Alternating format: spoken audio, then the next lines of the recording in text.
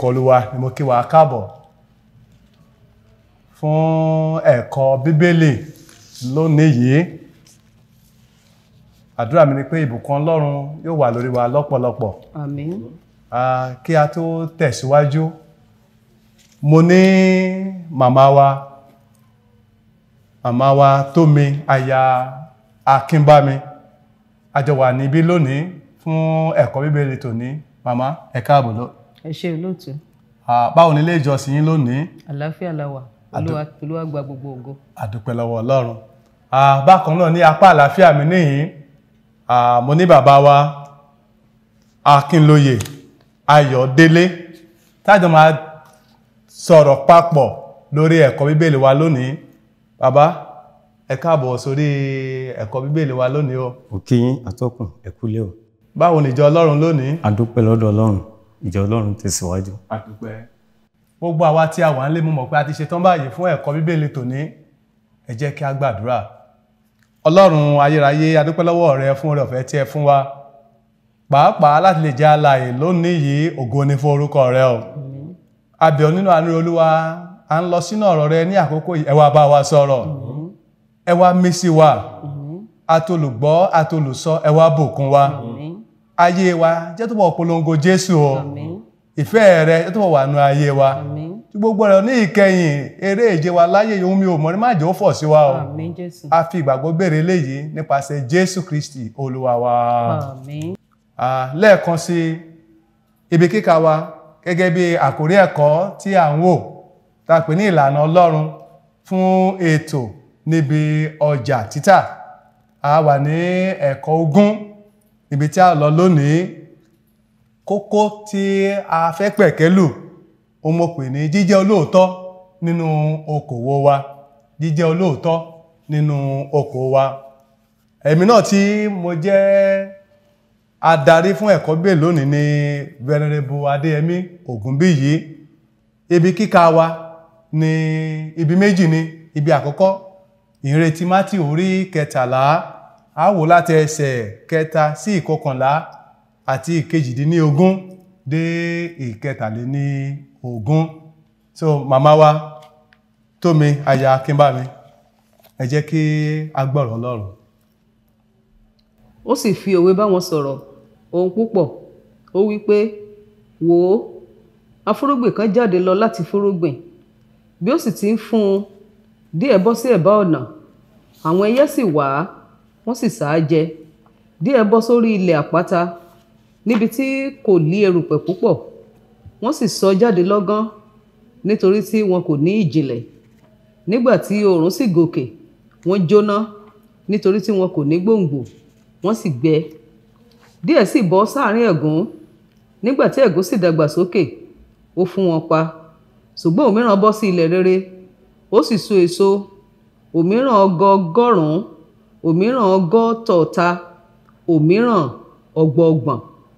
Ẹni tí ó bá lé etí kí ó gbọ́. Àwọn ọmọ ẹ̀yìn rẹ̀ sì tọ̀ ọ́ wá, wọ́n bi í pé, èéṣe tí ìwọ ń fi òwe bá wọn sọ̀rọ̀? Ó sì dáhùn wí fún wọn pé, ẹ̀yin ilé a fi fún láti mọ ohun ìjìnlẹ̀ ìjọba ọ̀run, ṣùgbọ́n àwọn ilé a kò fi fún. Ẹsẹ̀ 18. Nítorí náà ẹ gbọ́ òwe afúrúgbìn. Nígbà tí ẹnìkan bá gbọ́ ọ̀rọ̀ ìjọba tí kò bá sì yé e, nígbà náà ni ẹni búburú ní wá, a sì mú èyí tí a fi fún un sí àyà rẹ̀ kúrò.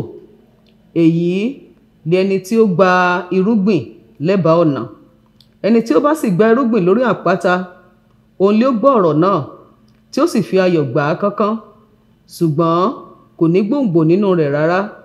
Ó sì pẹ́ díẹ̀ lé àkókò kan, nígbà tí wàhálà tàbí inúnibíni dìde. Nítorí ọ̀rọ̀ náà, lójú kan náà a kọsẹ̀. Èyí pẹ̀lú tí ó bá gba irúgbìn sáàrin ẹ̀gún lé ẹni tí ó gbọ́ ọ̀rọ̀ náà, àníyàn ayé yìí àti ìtànjẹ ọrọ̀ sì fún ọrọ̀ náà pa, bẹ́ẹ̀ ni ó jẹ́ aláìléso. Ṣùgbọ́n ẹni tí ó gba irúgbìn sí ilẹ̀ rere lé ẹni tí ó gbọ́ ọ̀rọ̀ náà, tí ó sì yé e, òun lé ó sì so èso púpọ̀. Ó sì so òmíràn 100, òmíràn 150, òmíràn 60. Èyí ni ọ̀rọ̀ Olúwa. Ọpẹ́ ni fún Ọlọ́run. Síwájú sí ẹjá wo epistele Paul sí ìjọ tó wà ní Galatia orí 6 ẹsẹ̀ 7 kí bàbá wa Akínlóye Ayọ̀délé kí wọ́n bá wa kà. Kí a má sì tàn yín jẹ, a kò lè gan Ọlọ́run, nítorí ohunkóhun tí ènìyàn bá fúrúgbìn, òun ni yóò sì ká. Ẹ ṣé lọ́pọ̀lọpọ̀. Jíjẹ́ olóòótọ́ nínú okòwò wa. Tí a bá wo ìhìnrere tí a kà àti epistele, a rí pé ohun tí a fẹ́ fà jáde níbi tí a kà yìí ni pé nígbà tí a ò bá fi ìmẹ́lẹ́ ṣiṣẹ́ wa, nígbà tí a bá ṣe òtítọ́ pẹ̀lú okòwò wa tàbí iṣẹ́ wa, a rí pé dandan ni kó mú èso jáde. Tí a bá wo ìhìnrere tí a kà, a rí pé Jésù ló ṣe àpẹẹrẹ bí ìjọba Ọlọ́run bí ó ṣe rí. Ó dàbí ọkùnrin tó lọ fúrúgbìn, ètò bọ́ sí ilẹ̀ rere, ètò bọ́ sórí àpáta, ètò bọ́ sínú ẹ̀gún. Nígbà tá bá fi dúdú pe funfun ni àwọn oko wa yóò bọ́ sí inú ẹ̀gún. Ṣùgbọ́n nígbà tá bá sọ òtítọ́ inú wa, tá fi ọkàn òtítọ́ ṣe iṣẹ́ tàbí òwò wa, nígbà náà ni a lè so èso lọ́pọ̀lọpọ̀. A dẹ̀ ti sọ fún wa, ó ní ká má ṣe tàn wá jẹ. Ohunkóhun tí wọ́n bá fúrúgbìn, tó bá fúrúgbìn, òun ló máa ká. Tó o bá ṣe rere pẹ̀lú iṣẹ́ rẹ, wàá bá rere ńbẹ̀. Bá ti ṣe ìmẹ́lẹ́ bákan nínú iṣẹ́ tó yàn láàyò láti máa ṣe, wàá bá níbẹ̀. Ẹ jẹ́ ká lọ wo èròǹgbà wa bí a ti ń tẹ̀síwájú. Èròǹgbà wa àkọ́kọ́ láti kẹ́kọ̀ọ́ nínú òwe afúrúgbìn, kí a sì ṣe àmúlò rẹ̀ nínú ìbáṣepọ̀ wa pẹ̀lú àwọn tí a jọ ń dòwò pọ̀ tàbí da iṣẹ́ pọ̀. Èròǹgbà kejì, láti kọ́ wa pé òtítọ́ ṣe pàtàkì nídìí okòwò wa èyí tí a ń ṣe, yálà sí ara wa ni tàbí àwọn oníbàárà wa. Bó bá ṣe rí gan-an, òun ni ká ṣe sọ. Ìfáàrà, òtítọ́ jẹ́ ọ̀kan pàtàkì nínú ìwà tí àwùjọ fi ń mọ àwọn ọmọlúwàbí. Ìwà tó ti ṣe ìtẹ́wọ́gbà ní gbogbo àwùjọ wa, pàápàá ní káàárọ̀ òjíire àti níbi gbogbo ní àgbáyé. Ó wá ṣe láàánú pé ìwà yìí ti ń sọnù láàrin àwọn onígbàgbọ́ lónìí nítorí pé a fẹ́ dọlọ́rọ̀ òjijì. Púpọ̀ nínú àwọn onígbàgbọ́ tí ó ń ṣòwò ni ó kún fún àìṣòótọ́ nítorí pé àwọn náà fẹ́ dàbí àwọn tí ayé ti dà. Wọ́n ti gbàgbé wípé lóòótọ́ ni wọ́n wà nínú ayé, wọn kìí ṣe ti ayé. Àwọn ìwà ẹ̀tàn àti ìrẹ́jẹ làwọn náà pàápàá ni wọ́n ti ń mú gẹ́gẹ́ bí ìwà wọn tó yẹ kó rí bẹ́ẹ̀. Nígbà tí a bá dáwọ́lé òwò kan gẹ́gẹ́ bí Kìrìsìtẹ́nì, a gbọ́dọ̀ rí dájúdájú wípé ilẹ̀ rere ni a fúrúgbìn wa sí. Gẹ́gẹ́ bí Kìrìsìtẹ́nì, òwò tí ìjọba bá fi ọwọ́ sí la gbọ́dọ̀ ṣe. Kì í ṣe àwọn òwò tó tako òfin, a kò gbọ́dọ̀ bá Kìrìsìtẹ́nì níbẹ̀. Kìrìsìtẹ́nì ní láti ṣọ́ra fún àfarawé nídìí òwò wọn. Ẹlòmíràn tó pé àwọn kan máa ń ṣe fàyàwọ́, ẹ̀wọ̀n àṣebówó náà ló wà ńbẹ̀, èrè wà ńbẹ̀. A ò gbọ́dọ̀ bá Kìrìsìtẹ́nì nídìí pé à ń ṣe fàyàwọ́. Yálà oògùn olóró ni tàbí oúnjẹ tàbí ohunkóhun tó lè jẹ́ tí ìjọba ò bá ti fọwọ́ sí. Eléyìí yóò dẹ̀ ràn wá lọ́wọ́ láti lè jẹ èrè tí Ọlọ́run fẹ́ kí a jẹ. Ẹlòmíràn tó bá ti jẹ èrè rẹpẹtẹ, kò tí mọ̀ pé òun ṣòwò, eléyìí kò tọ́ fáwọn onígbàgbọ́. Àpẹẹrẹ yìí ni Jésù fi hàn wá àwọn ọmọ ẹ̀yìn rẹ̀ nínú òwe afúrúgbìn tó pa fún wa. Wípé nínú òwò wọn, nínú iṣẹ́ wọn, ètò bọ́ sí ilẹ̀ rere, ó so ogógún, ó so ọgbọ̀gbọ̀n, ó so ọgọgọ́rùn-ún nítorí pé ó bọ́ sí ilẹ̀ rere. Mo gbàdúrà fún gbogbo àwa káràkátà níbi gbogbo tí a wà tí a ti ń gbọ́ wa ní àkókò yìí, òwò wa yóò pè wá lórúkọ ńlá Jésù Kristi. Àmín. Wọ́n ní oníṣòwò tó bá fẹ́ ṣòwò jèrè, ó gbọ́dọ̀ fúrúgbìn tàbí kó dókòwò ohun tí yóò mú èrè wá yàtọ̀ fún ṣíṣe àfarawé. A gbọ́dọ̀ ṣe òwò, ìmọ̀ ìsọ̀ṣáájú, èyí tí ìjọba tó fọwọ́ sí. Àdúrà mi ni pé òwò wa lẹ́yìn ayé ìpàápàá àtúgbé àdó ìjọba Ọlọ́run. Àmín. Ẹ jẹ́ ká lọ sí àwọn ìbéèrè wa tí a ní fún ìjíròrò lónìí. Màmá wa Tómi aya Akínbámi, ìbéèrè àkọ́kọ́ máa taari rẹ̀ sọ́dọ̀ yín. Ó ní kí ni ó túmọ̀ sí kí ènìyàn jẹ́ olóòótọ́ nídìí òwò rẹ̀. Ó lè ní ká wo Èzíkẹ́lì orí 5-50, kí a wo ẹsẹ̀ 10 àti ìwé òwe orí 20 ẹsẹ̀ 23. Ẹ ṣé olóòtú. Ibi méjèèjì tí wọ́n ní kákà yẹn ó ń sọ fún wa bí a ṣe máa jẹ́ olótìítọ́. Jíjẹ́ olótìítọ́ nínú okòwò wa, òun gangan la lè pè ní ọ̀pákùtẹ̀lẹ̀, eléyìí tó ń fi àṣeyọrí okòwò hàn gẹ́gẹ́ bí ọmọlẹ́yìn Kristi. Jíjẹ́ olóòótọ́ yẹn, òun ló fi wá hàn gẹ́gẹ́ bí ọmọlúàbí, òun ló jẹ́ káwọn èèyàn mọ̀ pé ọmọ Ọlọ́run leléyìí. Nínú ìwé òwe orí 20 ẹsẹ̀ 23 yẹn, ó sọ fún wa wípé òṣùwọ̀n tó tọ́, òṣùwọ̀n pípé, òun ni ká lò gẹ́gẹ́ bí ọmọ Ọlọ́run. Ó ti ẹ̀ jẹ́ ká mọ̀ wípé òṣùwọ̀n tí ò dára, òṣùwọ̀n tí ò pé, ìríra ní lójú Olúwa. Nítorí náà gẹ́gẹ́ bí Kristẹni, gẹ́gẹ́ bí ọmọ Ọlọ́run, a gbọ́dọ̀ jẹ́ olótìítọ́ nínú okòwò wa. Òtítọ́ yẹn kì í wá ṣe òtítọ́ ìgbà téèyàn wà ń bẹ̀ nìkan, nígbà tẹ́nikẹ́ni ò rí wa, nígbà tẹ́nikẹ́ni ò wù wá. A gbọ́dọ̀ ṣe kí ni? A gbọ́dọ̀ ṣe tán láti sọ òtítọ́. Òtítọ́ yẹn dẹ̀ gbọ́dọ̀ jẹ́ òtítọ́ ìgbà gbogbo. Ní gbogbo ń ta bá ń tà, bóyá ń tajà àpò ni, bóyá ń ta oníkobí owú ni, bóyá alágolo la ń tà, bóyá scale la fi ń wọ̀n, bóyá ohunkóhun tá a bá ń ṣe, a gbọ́dọ̀ fi òtítọ́ hàn níbẹ̀. Eléyìí ló máa jẹ́ kí àwọn tó wà lágbègbè wa kí wọ́n mọ̀ pé dájúdájú ọmọ Ọlọ́run lélẹ̀. Gẹ́gẹ́ bí wọ́n dẹ̀ ṣe sọ nínú ìfáàrà wa, okòwò tí ò bá ti bá ìfẹ́ Ọlọ́run mu, kò sí bá a ṣe fẹ́ ṣe òtítọ́ níbẹ̀. Àwọn okòwò fàyàwọ́, okòwò ọlà òòjọ́, oríṣiríṣi wọ̀nyẹn, kò sí bá a ṣe fẹ́ ṣe òtítọ́ níbẹ̀. Okòwò tí a ò bá ti lè sọ òtítọ́, tí a ò lè fi òtítọ́ inú rẹ̀ kọ́ ẹlòmíràn, ká má wulẹ̀ ṣe kí ni? Ká má wulẹ̀ dáwọ́lé. Olúwa yóò ràn wá lọ́wọ́. Àmín. Ẹ̀yin olùgbọ́ wa ní ilé, àti àwa tí a ní oore ọ̀fẹ́ láti máa wò wá nínú ẹ̀rọ ayárabíàṣá, tá bá ní ìbéèrè tàbí ohun tí a fẹ́ sọ lórí àwọn tí ẹ̀kọ́ bèèrè tí a ń gbéyẹ̀wò yìí, a lè fi tẹ̀ wá, a lè fi ránṣẹ́ sí nọ́mbà yìí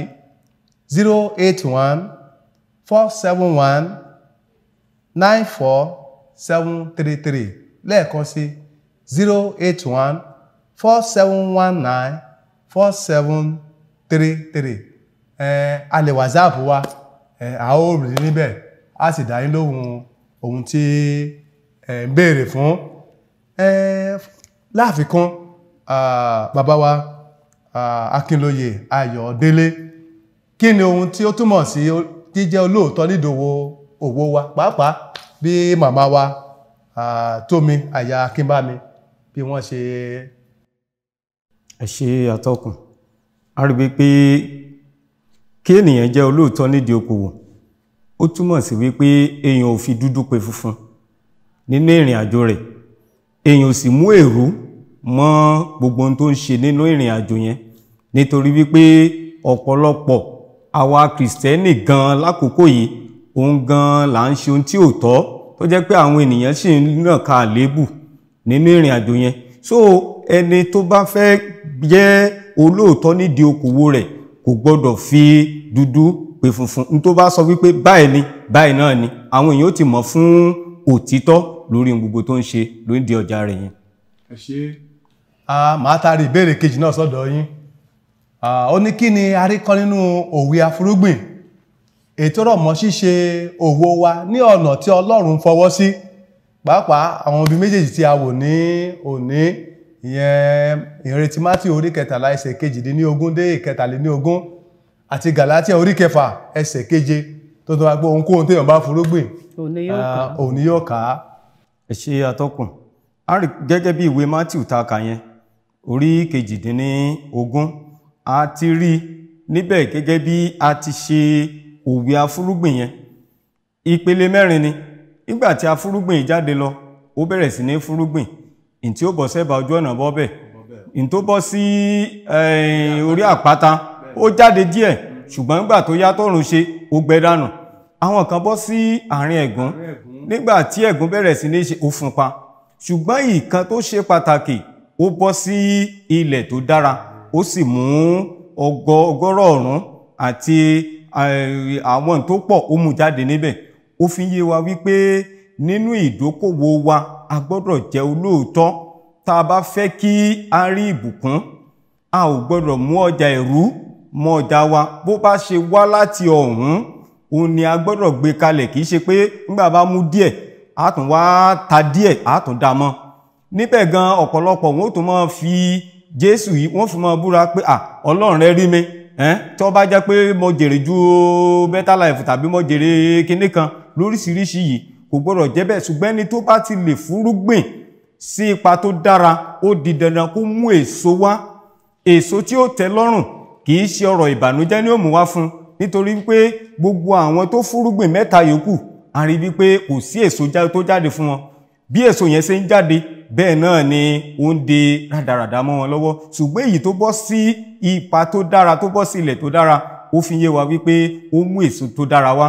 So nínú ìdókòwò wa, a gbọ́dọ̀ ní Ọlọ́run nínú ìrìn àjò yẹn. Tá a bá ti fi òtítọ́ ṣe, a rí wípé yóò mú èso tó dára wá ní ìrìn àjò wa, yóò sì tó wa láti lè ṣe ohun gbogbo tá a bá fẹ́ ṣe.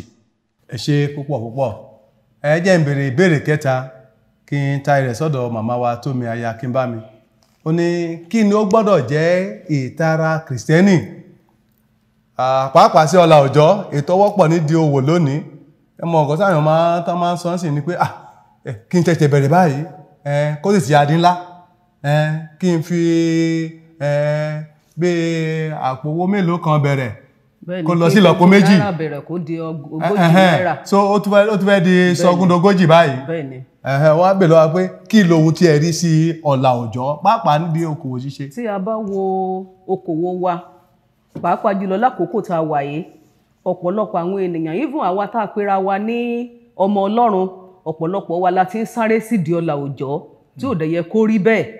Ọlọ́run ò fẹ́ ká fi tagbára ká fi wá ọlá. Ní Jeremáyà orí 11 ẹsẹ̀ 17, ó ní bí àparò ti ń sàbà sórí ẹyin tí kò yín, ó ní bẹ́ẹ̀ ni tí ó fi ẹni tó fi èrú tó fi kó ọrọ̀ jọ, ó ní bẹ́ẹ̀ ni yóò fi sílẹ̀ ní agbede méjì ọjọ́ rẹ̀. Nítorí náà ọ̀pọ̀lọpọ̀ wa lónìí tí a ń fi tagbára wá ọrọ̀, ó yẹ ká kíyèsára. Iṣẹ́ tẹ́nìyàn bá ṣe tó ń ṣe wẹ́rẹ́, iṣẹ́ yẹn ló máa ń di ní ńlá mọ́ èèyàn lọ́wọ́. Ṣùgbọ́n eléyìí tá a mú gìrìgìrì yẹn, ó dàbẹ́ ni wípé ọlá rẹ̀ kì í di ọjọ́ alẹ́. Nítorí náà nípa ọlá òjọ́, ohun tí mo fẹ́ ká ṣe gẹ́gẹ́ bí Kìrìsìtẹ́nì, àkọ́kọ́ ni wípé ká kíyèsí àwọn ọmọ wa, àwọn ọ̀dọ́ wa lóde òní, ká kíyèsí wọn, ká kíyèsí ìrìn tí wọ́n ń rìn, ká kíyèsí ọ̀nà tí wọ́n ń gbà láti máa rí owó ní kíákíá. Ọmọ tí ò tí ì pógún ọdún, tí ò tí ì níṣẹ́ kankan lọ́wọ́, á ra mọ́tò ńlá, á gbé wálé, inú àwọn òbí náà á máa dùn, á kọ́lé rẹpẹtẹ, á ní káwọn òbí ní béèrè ibo ló ti rí. Á dẹ̀ ti gbàgbé wípé ohunkóhun tí wọ́n ń kó jọ yẹn, bí ẹni pé èèyàn ń fi agbára wá nǹkan lẹ́yìn gbogbo rẹ̀ tó jẹ́ pé ikú ló máa ń já sí. Ọ̀pọ̀lọpọ̀ wọn àbámọ̀ ni wọ́n máa ń ká lórí ẹ̀. Nítorí náà káwa òbí ká mójútó ọmọ wa, kí wọ́n mọ́ rìnrìn kùnrin, kí wọ́n mọ́ ṣèṣekúṣe, kí wọ́n mọ́ fi agbára wá ọrọ̀ jọ. Ká kọ́ wọn wípé ìbùkún Ọlọ́run ló máa ń mú ní là láìsí làálàá nínú rẹ̀. Àwa tá a dẹ̀ jẹ́ òbí náà, ẹ jẹ́ kí àwọn ọmọ wa ó kọ́ láti inú ilé bá a ṣe ń fi ẹ̀rọ̀ wẹ̀lẹ̀, bá a ṣe fi ń wọ́ owó, tá a ṣe fi ń di ọlọ́rọ̀. Owó tẹ́nìyàn bá kó jọ, nínú àwọn òwe Yorùbá tá a máa ń ṣe, tá a máa ń kà nígbà kéékèèké yẹn, ó ní ohun tí a kò bá jìyà fún, ó ní kì í lè tọ́jọ́, ó ní ohun tá a bá fara ṣiṣẹ́ fún, òun ló máa ń pẹ́ lọ́wọ́ ẹni. Ọlá òjọ́ kì í pẹ́ lọ́wọ́, ṣùgbọ́n tẹ́nìyàn bá fara ṣiṣẹ́ tó rọra ń kó ọlá yẹn jọ díẹ̀díẹ̀, a máa pẹ́ lọ́wọ́ ẹni. Ọlọ́run á ràn wá lọ́wọ́, á sì ràn gbogbo ìdílé wa lọ́wọ́ lórúkọ Jésù. Àmín. Àwa olùgbọ́ ní ilé àti àwa tí a ní oore ọ̀fẹ́ láti máa wà nínú ẹ̀rọ ayárabíàṣá, gẹ́gẹ́ bí tó ń kà fún wa Jeremáyà orí 17 ẹsẹ̀ 11 pé bí àparò tí í sàbà lórí ẹyin tí kò yín, bẹ́ẹ̀ gẹ́ni tó kó ọrọ̀ jọ ṣùgbọ́n kì í ṣe ní òdodo, yóò sì fi sílẹ̀ lágbede méjì ọjọ́ rẹ̀, àti ní òpin rẹ̀ yóò sì jẹ́ aṣiwèrè. Oríṣiríṣi láti gbọ́ ẹni tó ń ṣòwò tán lọ ń wọ oríṣiríṣi ẹgbẹ́ ayé, ibẹ̀ ń sọ fún wa ń tọ́ka sí pé a gbọ́dọ̀ ṣọ́ra. Lórúkọ Olúwa yóò ràn wá lọ́wọ́. Ẹ já lọ sí ìbéèrè kẹrin. bàbá wa Akínlóye Ayọ̀délé máa dáhùn yẹn pé báwo ni a ṣe lè yẹra fún àìṣòótọ́ nídìí okòwò wa èyí tí ó gbòde lónìí pé báwo la ṣe lè yẹra sí pàápàá tá a bá wo Timothy kínní orí 6 ẹsẹ̀ 6 sí 11 lọ́sàn-án pé torí pé a kò mọ̀ kó wá sínú ayé yìí ní bẹ́ẹ̀ sì ni a kì í mọ̀ kóhun lọ so ẹ bá mi dá sí yẹn ní kíákíá. ẹ ṣe àtọkùn jẹ́ mo fẹ́ fi yé wa wípé àìṣòtítọ́ ó pọ̀ nídìí okòwò káàkiri ní àkókò yìí ó sì yẹ kí a máa gbàdúrà pé kí Ọlọ́run kó gbà wá nínú rẹ̀ ni gbogbo àwọn ọ̀nà tí a fi wá lè yẹra fún àìṣòtítọ́ nídìí okòwò wa ó ní wípé a gbọ́dọ̀ gba ẹ̀mí mímọ́ Ọlọ́run láàyè nínú ìrìn àjò wa ìwà mímọ́ òun ni ó kọ́kọ́ ṣe àfọ̀mọ́ ayé wa nítorí pé ẹni tó bá ti ní àwọn èèyàn ó mọ̀ wípé ẹni yìí kìí fi èrú ṣe ọjà rẹ̀ even gan bí wọ́n ti ẹ̀ gbé owó lé ọjà yẹn yóò sọ wípé òun iye tó máa tà iye tó ń tà tẹ́lẹ̀ òun náà ló ń sì máa tà ṣùgbọ́n pọ̀lọpọ̀ kìrìsìtẹ́nì lákòókò yìí wọ́n bá ti rí gbọ́ pé ọjà tí wọ́n o lónìí báyìí náà ojú ẹsẹ̀ náà làwọn náà sì gbowó lé so gbogbo àwọn nǹkan wọ̀nyí a gbọ́dọ̀ yẹra bẹ́ẹ̀ náà ni àwọn òṣùwọ̀n èké a gbọ́dọ̀ yẹra fún gẹ́gẹ́ bí kìrìsìtẹ́nì nítorí wípé tá a bá dé ọjà káàkiri ní ìsìn oríṣiríṣi òṣùwọ̀n la bá ń bẹ̀ àwọn ìtìjọba gan ṣe á ti rí pé wọ́n ti yín ọwọ́ ẹ̀ sẹ́yìn àwọn kóńgò táwọn èèyàn gan rí ṣe gan ọ̀pọ̀lọpọ̀ wọ́n ti jù sínú omi gbóná tàbí kán ti ẹ̀rẹ́ létí tó jẹ́ wípé ohun tẹ́ máa bá nínú rẹ̀ kò ní tó nǹkan bẹ̀ a tún ní láti béèrè fún ìrànlọ́wọ́ Ọlọ́run nínú ìrìn àjò yìí nítorí ìwé Tímótì kínní orí 6 ẹsẹ̀ 6 ó ní ìwà bí Ọlọ́run pẹ̀lú ìtẹ́lọ́rùn èrè ńlá ni yẹn ni wípé èrè ńlá pé ẹ̀ bá ti ní ìtẹ́lọ́rùn nípa ìgbé ayé rẹ̀ nídìí okòwò rẹ̀ tí ò mọ bẹ́ẹ̀ ni tí ò mọ lépa ọrọ̀ òjọ́ pé mo fẹ́ di ní ńlá a rí wípé ìtẹ́lọ́rùn ó wà fún ẹni bẹ́ẹ̀. ẹ ṣe ìbéèrè èyí tí a fi mẹ́nu dúró lónìí máa ta ìrẹ̀ sọ́dọ̀ màmá wa Tómi aya Akínbámi wípé nínú ìwàsí wa gẹ́gẹ́ bí kìrìsìtẹ́nì nídìí òwò wa kí ni ó gbọ́dọ̀ jẹ́ àfojúsùn wa ṣé àfojúsùn gbọ́dọ̀ jẹ́ kákan máa jèrè ṣáá ní káfí máa pẹ̀lú mìíràn lẹ́kún kí ló gbọ́dọ̀ jẹ́ gẹ́gẹ́ bí àwa gẹ́gẹ́ bí onígbàgbọ́. gẹ́gẹ́ bí onígbàgbọ́ àti gẹ́gẹ́ bí ọmọ Ọlọ́run ohun àkọ́kọ́ ni pé ká pinnu nínú ọkàn wa wípé nínú okòwò tí mò ń ṣe yìí o ìfẹ́ Ọlọ́run ni màá ṣe níbẹ̀ mo fẹ́ fi Jésù hàn mo fẹ́ fi Jésù hàn níbẹ̀ mo fẹ́ káwọn èèyàn mọ̀ pé Jésù ni mo fẹ́ fi hàn. èkejì ni wípé gẹ́gẹ́ bí Lúùkù orí 6 ẹsẹ̀ 21 ṣe sọ fún wa ó ní gẹ́gẹ́ bá a ṣe fẹ́ kí ènìyàn ó ṣe sí wa gẹ́gẹ́ bẹ́ẹ̀ náà ni káwa náà ó ṣe sí wọn níwọ̀n ìgbà tó ti jẹ́ pé a fẹ́ kẹ́nikẹ́ni ó rẹ́ wa jẹ káwa náà ká má ní lọ́kàn rárá láti rẹ́ ẹnikẹ́ni jẹ. Bíbélì dẹ̀ sọ fún wa nínú Kólósè orí 2 ẹsẹ̀ 21 ó ní ká má ṣe fọwọ́ kàn ká má ṣe fọwọ́ bà ó ní ká má ṣe fọwọ́ kàn rárá àwọn nǹkan tí ò bá ìfẹ́ Ọlọ́run mu bí wọ́n ṣe sọ lẹ́ẹ̀kan à ń gé ko bí owú ni à ń rẹ́ àpò nídìí ni à ń tún skéèlì à ń tún ṣe ni káwọn gẹ́gẹ́ bí ọmọ Ọlọ́run ká má ṣe fọwọ́ kàn ká yàgò fún ohunkóhun tí ò gbé orúkọ Kristi ga ohun tí a máa ṣe nídìí ọjà wa tí wọ́n fi máa béèrè lọ́wọ́ wa pé ṣe bó nígbàgbọ́ lè pera yín ṣe bẹ́ẹ̀ sọ pé ẹ̀ ń lọ ṣọ́ọ̀ṣì ká má ṣe dáwọ́lé rárá ká pinnu nínú okòwò wa yẹn láti fi Jésù hàn àti láti ṣe ohun gbogbo gẹ́gẹ́ bí Ọlọ́run ti fẹ́ pàápàá jùlọ ká di ìwà ọmọlúàbí wa mú nínú okòwò wa Olúwa ràn wá lọ́wọ́. Àmín. ọ̀rọ̀ ìparí bí òtítọ́ bá sọnù nínú ayé ènìyàn irú èèyàn bẹ́ẹ̀ ti sọ ìwà ọmọlúwàbí nù àfojúsùn rẹ nídìí òwò rẹ kò sí ní wá sí ìmúṣẹ nítorí náà yẹra fún àìṣòótọ́ kó sì jẹ́ olóòótọ́ nínú ohun gbogbo tí o bá dáwọ́lé àdúrà mi ni pé orí ọ̀fẹ́ Ọlọ́run kò ní kó lórí wa. Àmín Jésù. Lẹ́ẹ̀kan sí kí a tó lọ ka ẹsẹ̀ àkọsórí wa mo fẹ́ fi àkókò ìdúpẹ́ lọ́wọ́ màmá wa Tómi aya Akínbámi tí wọ́n wà lórí ètò lónìí. Màmá ẹ ṣé o ẹ kú ohùn lọ́pọ̀lọpọ̀.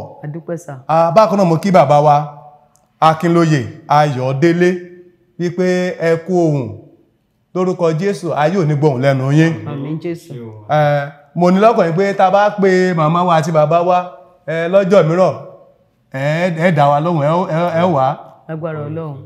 lórúkọ Jésù nípa oore ọ̀fẹ́ Ọlọ́run kì yóò sí nǹkan o yóò sì dára fún wa. Àmín. Lẹ́ẹ̀kan sí àwa tí a wà nílé tí a bá fẹ́ fi ìbéèrè wa ránṣẹ́ a lè fi ránṣẹ́ sórí ẹ̀rọ ìbánisọ̀rọ̀ yìí nọ́mbà yìí 081-4719-4733 lẹ́ẹ̀kan sí 081-4719-4733 ẹ jáde lọ́wọ́ ibi àkọ́sórí wa bí a ti mú gbogbo wá sí ìdánudúró lónìí yìí. Ẹsẹ̀ àkọ́sórí wa wà ní ìwé òwe orí ìkọkànlá ẹsẹ̀ ìkíní. Ó ní òṣùwọ̀n èké ìríra ni lójú Olúwa. Ẹ bá mi sọ bẹ́ẹ̀ o. Òṣùwọ̀n èké ìríra ni lójú Olúwa.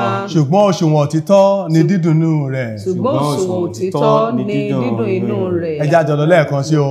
Òṣùwọ̀n èké ìríra ni lójú Olúwa. Ṣùgbọ́n òṣùwọ̀n òtítọ́ ni dídùn inú rẹ̀. Ṣé a gbọ́ báyìí pé Ọlọ́run ó ní inú dídùn sí òṣùwọ̀n òtítọ́. Àdúrà mi ni pé ayọ̀ Ọlọ́run nínú iṣẹ́ wa kò ní kúrò níbẹ̀. Àmín. Ìbùkún Ọlọ́run yóò sì wá sórí wa. Àmín Jésù. Ẹ jẹ́ kí a tẹríba kí a gbàdúrà kí màmá wa Tómi aya Kínbámi kí wọ́n gbàdúrà fún wa. A dúpẹ́ lọ́wọ́ yín Ọlọ́run fún oore ọ̀fẹ́ tẹ́ fún wa láti sọ ọ̀rọ̀ yìí, a sì dúpẹ́ pàápàá jùlọ fún gbogbo etí tó ń gbọ́ nínú ilé. Olúwa gba ọpẹ́ wa. Àmín Jésù. Oore ọ̀fẹ́ tá ò fi lè mú ọ̀rọ̀ náà lò, tá ò fi lè ṣe gẹ́gẹ́ bí ọmọ Ọlọ́run àti gẹ́gẹ́ bí ọmọlúàbí ní ìdí okòwò wa, pàápàá jùlọ tá ò fi Jésù Olúwa tá à ń sìn tá ò fi hàn nídìí iṣẹ́ wa. Lórúkọ Jésù kó lóa kó fi fún wa. Àmín. Ọ̀rọ̀ tá a gbọ́ lónìí lórúkọ Jésù kò ní di ìdálẹ́bi fún ọkàn wa. Àmín. Ògo ni fún orúkọ Olúwa. Hallelujah. Jésù Olúwa wa. Àmín. Títí tá ó fi pàdé, mo sọ wípé ire ni o, àlàáfíà àti ìbùkún Ọlọ́run kò ní ká kò lórí wa.